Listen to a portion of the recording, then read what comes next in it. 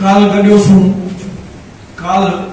गडियोसूं कापड़ी जेड़ो वाह मुनीर फेज फिराक फकीर जोगी जागाए।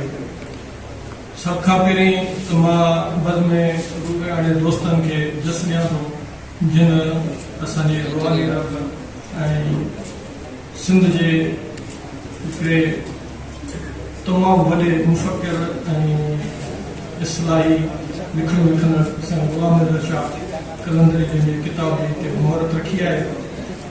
इहा हिकिड़ी हक़ीक़त आहे अॼु जेकॾहिं असां सिंध जे मुख़्तलिफ़ रूहानी गादियुनि ते नज़र विझूं था या मुख़्तलिफ़ रूहानी हवाले सां तंज़ीमुनि ऐं अंजुमननि ते नज़र रखूं था त ही हर पासे हिकिड़ी ऊंदाही नज़र अचे थी।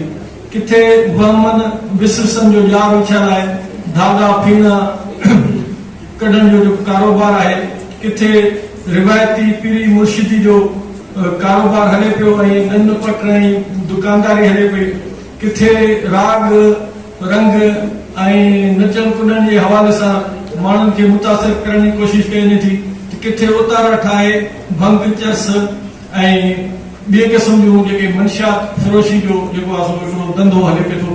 अक्सर सिंध जे अंदरि जेका रुहानियत ऐं तसव्वुफ़ में अहिड़े क़िस्म जूं बिदतूं असांखे हर पासे नज़र अचे थो ऐं हक़ीक़त आहे त उते जेके बि माण्हू वेठा उन्हनि सभिनी खे इहे शयूं पंहिंजे विरसे में मिलियूं। जीअं इक़बाल चयो आहे त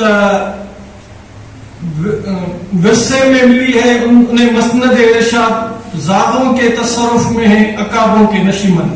तो यह हकीकत आहे अॼु जेके कंहिं दौर में जेके अकाबनि जा नशीमन हुआ, कंहिं दौर में जिते इल्म अदब इख़लाक ऐं इस्लाह जूं ॻाल्हियूं थींदियूं, अॼु उन्हनि जायुनि ते जेको आहे सो दुनियावी बिदतूं ऐं दुनियावी जेके आहिनि हिकिड़ियूं ख़राब रस्मूं ऐं रिवाज उहे बि था हलनि।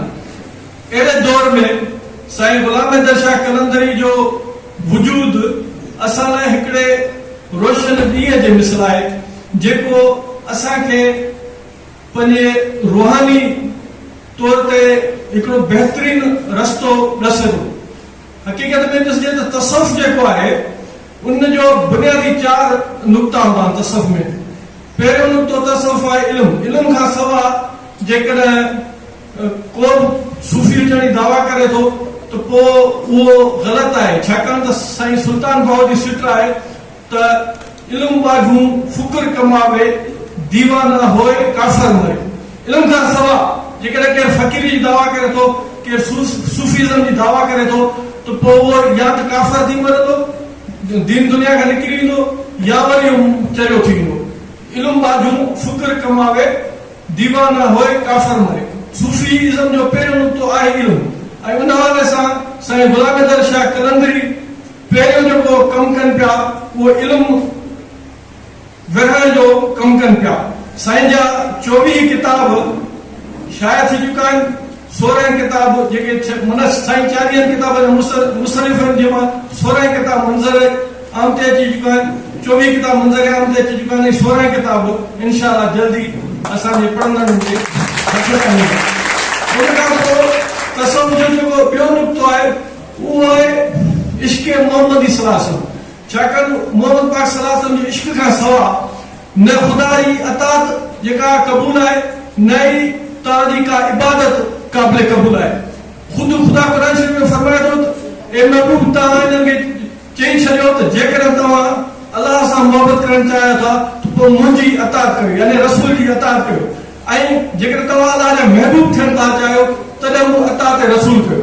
यानी तव्हांखे जेकॾहिं ख़ुदा सां मोहबत आहे उनजो सबूत उनजो शर्त जेको आहे उहो अतात रसूल आहे, मोहबत रसूल आहे। जेकॾहिं तव्हां इहो चाहियो त ख़ुदा तव्हां सां मोहबत करे त उनजो जेको पहिरियों शर्त इहो आहे रसूल पाक सल्लल्लाहु अलैहि वसल्लम सां मोहबत ऐं उन्हनि जी अतात आहे। त उहो अंजुमन ग़ुलाम कलंदर जो वाहिद नुक़्तो आहे दुरूद पाक पढ़ण ऐं पढ़ाइण, जेको तमामु ज़बरदस्त नमूने सां असांजे नौजवाननि ताईं जेको इश्क़ मोहम्मद सल्लल्लाहु अलैहि वसल्लम जो जेको वखर आहे उहो साईं ग़ुलाम हैदर शाह जे मार्फत उनजी सरपरस्ती हेठि जेको समूरी सिंध में रोज़ाना जे बुनियाद ते हज़ारे महफ़िलूं थियनि थियूं ऐं लखनि ऐं करोड़नि जे तादाद में दुरूद पाक पढ़ियो ऐं पढ़ायो वञे थो। त इहा असांजी ख़ुशनसीबी आहे। यानी जेको ॿियो नुक़्तो आहे इश्क वारो, उहो बि असां इन पंहिंजे अंजुमन ग़ुलामन जे प्लेटफॉर्म तां नौजवाननि ताईं, पंहिंजी क़ौम ताईं, पंहिंजे माण्हुनि ताईं पहुचाइण था। इबादत जेका आहे अक्सर जेके असां वटि सूफ़ीज़म में चवंदो आहे त रोज़ाने वारूं कमु कंदा या नौजवाननि खे जेको आहे मज़हबी खां हिकिड़े खां परे करण लाइ इबादत में सघो त साईं ग़ुलाम अहमद सदाई इहा तलक़ीन कई आहे त बाबा घटि में घटि ॿियो न त 5 वक़्त निमाज़ जेको असां अंजुमन जो मेंबर कंदो घटि में घटि 5 वक़्त निमाज़ पढ़े। इबादत जी जेका आहे त नौजवाननि खे इबादत खां परे करण ऐं मज़हब पंहिंजो ख़ाली मुरीद करण लाइ त बाबा असां वेठा आहियूं तव्हांजी बख़्शिश कंदासीं। उन्हनि शयुनि खे अनार्किज़म आहे सूफ़ीज़म जे नाले ते उन खां साईं जेको आहे परे ऐं सही माना में असांखे सूफ़ीज़म जो पैगाम पढ़ाइनि पिया। अहिड़ी तरह चौथों जेको नुक़्तो आहे उहो आहे ख़िदमत ख़ल्क़, यानी इल्म, इश्क, इबादत ऐं ख़िदमत ख़ल्क़। सही सूफ़ीज़म जी जेका सुञाणप आहे, सही सूफ़ीज़म जा जेके इहे बुनियादी 4 नुक़्ता आहिनि, उन हवाले सां जेकॾहिं तव्हां असांजो रूहानी रहबर साईं ग़ुलाम अहमद शाह कलंदर जी ज़ाती शख़्सियत खे ॾिसंदो, उन्हनि जी जेकॾहिं अंजुमन जी सरपरस्ती हेठि हलंदड़ जेके कारकुन आहिनि उन्हनि खे ॾिसंदो त यकीनी तौर ते उहे तव्हांखे इन्हनि 4 नुक़्तनि ते पूरा नज़र ईंदा ऐं उहे इन हवाले सां। अहिड़ी तरह अचूं था साईं जे मौजूदा किताब ते। साईं जा 24 किताब शाया थी चुका आहिनि।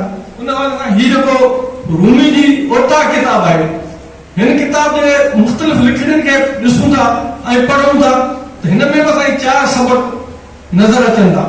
हर सूफ़ी इहो चए थो त जीअं पंहिंजे शर्फ़ खे सुञातो, बहसियत इंसान जे पंहिंजो पाण खे सुञातो, यानी ख़ुदशनासी। त रूमी जी ओता खे पढ़ंदो हुन सां तव्हां गौर फिक्र कंदो।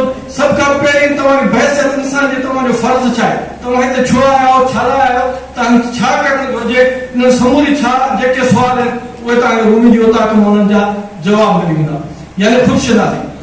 ॿिए नंबर ते पढ़ण अचूं था ख़ुदाशनासी जो नुक़्तो।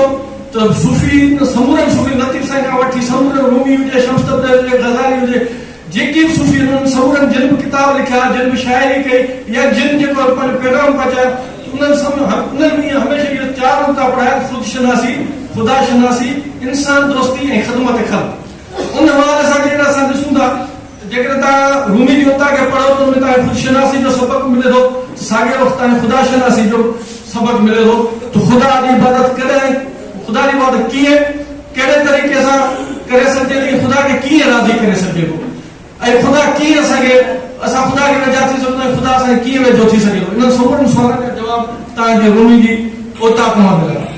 वरी जेकॾहिं ॾिसूं था त असां वटि जेके मज़हबी फ़िरक़े वारियत आहे, उन मज़हबी फ़िरक़े वारियत मां को देवबंदी आहे, को बिरेली आहे, को अहले हदीस आहे, को छा आहे, या नौजवाननि में जेका माज़ी में असां वटि जेको प्रचार थियो इन्हनि मस्जिदनि जे मेंबर तां जेको जहाद जी तबलीग थी, त उन हवाले सां रूमी जी ओता खां तव्हांखे मज़हबी इंतहा पसंदी खां बचाईंदी, यानी ही नौजवाननि खे रोशन ख़्याली ऐं इंसान दोस्ती जा हिन में सबक मिलंदा। कॾहिं कंहिं माण्हुनि जे अंदरि मज़हबी इंतहा पसंदी या अंजुमन ग़ुलाम अहमद कलंदर जे कंहिं बि कारकुन में तव्हांखे उन में मज़हबी इंतहा पसंदी नज़र न ईंदी। हू हर बड़ा ॾंडो खणी तव्हांजे मथां न पढ़ बीहंदो त असांजो दुरूद पढ़ूं, तव्हांखे ॿाहूं कंदो, तव्हांखे पेरे पवंदो, तव्हांखे मोहबत आज़िज़ी सां तव्हांखे दरख़्वास्त कंदो, पंहिंजो पैगाम ॾियण जी कोशिशि कंदो, पर मज़हबी इंतहा पसंदी तव्हांखे हिन अंजुमन जे अंदरि नज़र न ईंदी।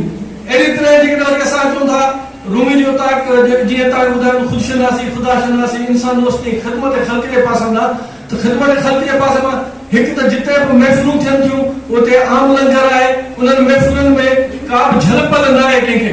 जीअं लतीफ़ साईं जो कोन पुछे ज़ात जे आयासीं अॻियां, उते न कंहिंखां मज़हब पुछियो वेंदो आहे, न उते कंहिंखां जेको ज़ात पुछी ईंदी आहे, न कारो बुरो। उते समूरनि खे साॻी थाली में हिकिड़े ई हंधि उहो साॻियो जेको सरपरस्त खाईंदो उहो सभु उहे खाईंदा। मर्द जेको लंगर आहे उहो सभिनी लाइ आम आहे। ख़िदमत ख़ल्क़ जे वक़्तु त कंहिंजे लाइ का झलपल को का बि रुकावट न आहे। उन खां पोइ ख़िदमत ख़ल्क़ जे बोर्ड मुतासिरनि जे लाइ हुजे, अखियुनि जूं कैंपूं हुजनि, मेडिकल कैंपूं हुजनि, समूरियूं अंजुमन ग़ुलाम अहमद कलंदर जे पारां मुख़्तलिफ़ हंधनि ते से लॻंदियूं रहंदियूं। माना ख़िदमत ख़ल्क़ जो जेको पासो आहे उहो पंजमन गुलामान कलंदर उनखे बि पूरो कंदी अचे। इन हवाले सां यकीनी तौर हीअ जेका अंजुमन आहे हिन असांजे मौजूदा दौर में सिंध जे अंदरि हिकु त मज़हबी इंतहा पसंदी जे लाइ रस्ता रोकाए, मज़हबी इंतहा पसंदी खे वधण वधण खां रोके थी।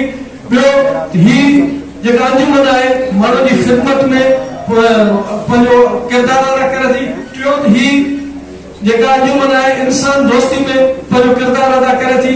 त इन हवाले सां अंजुमन गुलामान कलंदर जेका हिकिड़ी मुकमल तौर ते फलाह इंसानियत वारी आहे जेका तंज़ीम आहे, जमात आहे। अहिड़ी तरह साईं गुलाम अहमद शाह कलंदरी जी जेका शख़्सियत आहे उनमें जेका मोहबत आहे, उनमें जेको इख़लाक़ी गुण आहे, उन शख़्सी हवाले सां जेका साईं जूं जेके बि खूबियूं उहे माने जेके दोस्त वेझा अचनि था उन्हनि खे ख़बर पवंदी। थी सघे थो हिते स्टेज ते वेही असां का वॾी ॻाल्हि करे ॾियूं, पर जॾहिं तव्हां साईं सां वेझा ईंदो उन खां अलावा माण्हू जी शख़्सियत जो आहिनि उन जूं लिखड़ियूं हूंदियूं। माण्हू कीअं बि शाइर अदीब खे जेकॾहिं तव्हां सम्झणु चाहियो था त उन जे लिखड़ियुनि मां तव्हां हुनजे इल्मियत जो, हुनजे जेको आहे आला ज़र्फ़ी जो, हुनजे फिक्री उॾाम जो उन मां बि अंदाज़ो करे सघो था। त साईं जा जेके बि किताब आहिनि उन्हनि समूरनि किताबनि में तव्हांखे हिकिड़ो आला फ़िक्र, हिकिड़ी आला सोच ऐं आला तरीन जेको आहे हिकिड़ो पैगाम मिलंदो। ऐं इहो तव्हांजी रूहानी इस्लाह हुजे, तव्हांजो दुनियावी मसइला हुजनि या रूहानी मसइला हुजनि, उहे समूरा मसइला तव्हांजा हल थी सघनि था जेकॾहिं तव्हां हिन अंजुमन जे वेझो अचो। जेकॾहिं तव्हां साईं गुलाम अहमद शाह सां ज़ाती कचहरी कयो, खोड़ अहिड़ा आला गुण आहिनि जिन खे असां स्टेज ते बयानु नथा करे सघूं, जेके तव्हांजे अॻियां साबित थींदा। बहरहाल मां सम्झां थो साईं जिन जा दादा साईं साईं अब्दुर्रहमान शाह जेके जितां साईं वारनि जो रूहानी सिलसिलो हले पियो थो, त उन हवाले सां उहे रूहानी जा कुतुबुल अक़ताब हुआ।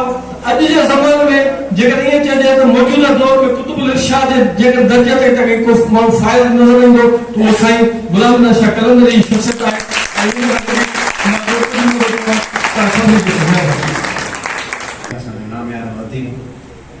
पब्लिशर मंसूर कादर जोनी जो साहब आयो आहे, उनखे चवंदासीं त महफ़िल जे हवाले सां ॿ चारि लफ़्ज़ ॻाल्हाए।